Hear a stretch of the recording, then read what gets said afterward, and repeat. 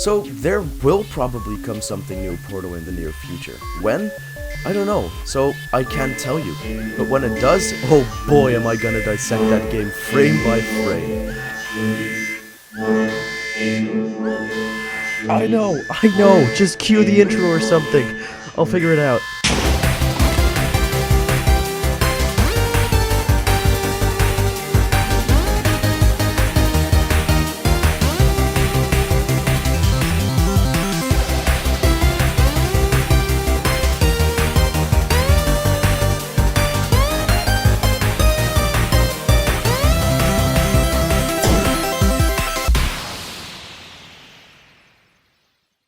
Hi, and welcome back to another video here on Steph Explained.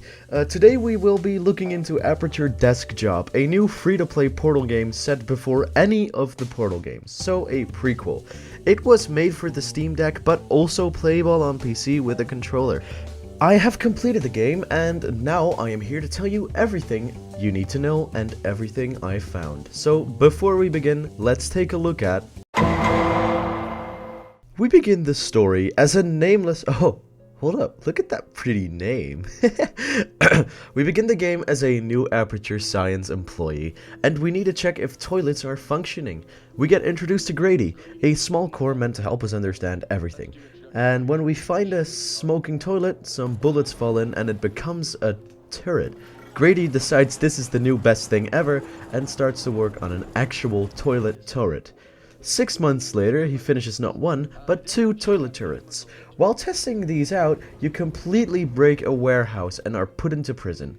After 18 months of prison, Grady comes back as your parole officer, and you continue working on the toilet turret, even getting yourself a meeting with the one and only Cave Johnson, who is actually voiced by J.K. Simmons himself. On our way to the meeting, we get ambushed by more turrets in the form of kitchen appliances. We shoot and throw them down and go up to Cave's office.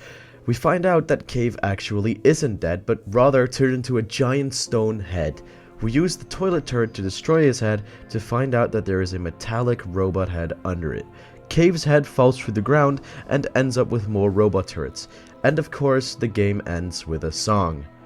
This of course isn't the full story, and if you want to experience the full story, you just have to play it yourself.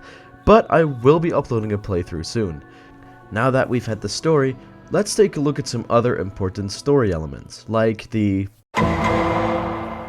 Throughout the game, we pan up and down between offices. During these moments, we see a colony of praying mantises growing smarter and smarter. It starts with a simple light bulb. Then, in the 6 months Grady works on the turret, they build a little village. And finally, after the 18 months prison time, they've built a society with some kind of arc reactor as main power source. Later, this whole town is destroyed by the giant cave head falling through it. But the reactor does make its way down with Cave to power him and the fallen turrets even longer. Also, the desk we see and play with changes throughout the game. In the beginning, it's only an empty desk, but during the first toilet turret, 2 post-it notes appear saying, "Don't forget, really pretend to test the toilet," together with a My First Day sticker in the form of the Aperture Science logo. After this, we head to the prison, where the desk is then full of markings of the days, together with some nude stickers and tattoos. When after prison, we go back to test the new turret, the desk has 2 new post-its saying, "Welcome back," from prison. Then the desk stays like this for a while, until we get to the part after we kill Cave. Now there's the post-it saying, "Remember, you are Charlie." Okay, now let's talk some actual secrets. There isn't a lot for as far as I can see, but one of the best ones is the waiver that you need to sign in order to get out of prison. It reads as follows. Aperture Science DBA, Aperture Rehabilitation Systems, ABS, releases the prisoner as is without any warranties, either expressed or implied, concerning their rehabilitation. ARS is not responsible for crimes committed by prisoner in the future, or in the recent past, immediate past present, or distant past in the event this future crime involves time travel. For instance, if prisoner goes on to become Jack the Ripper, you're welcome to sue somebody, but that person better be in Victoria-era England, because we didn't have anything to do with it, because we weren't even born yet, and time travel is illegal anyway, and strictly regulated by time cops, who you could maybe sue, we suppose, because this is exactly the type of thing they're supposed to stop. It's literally their whole job.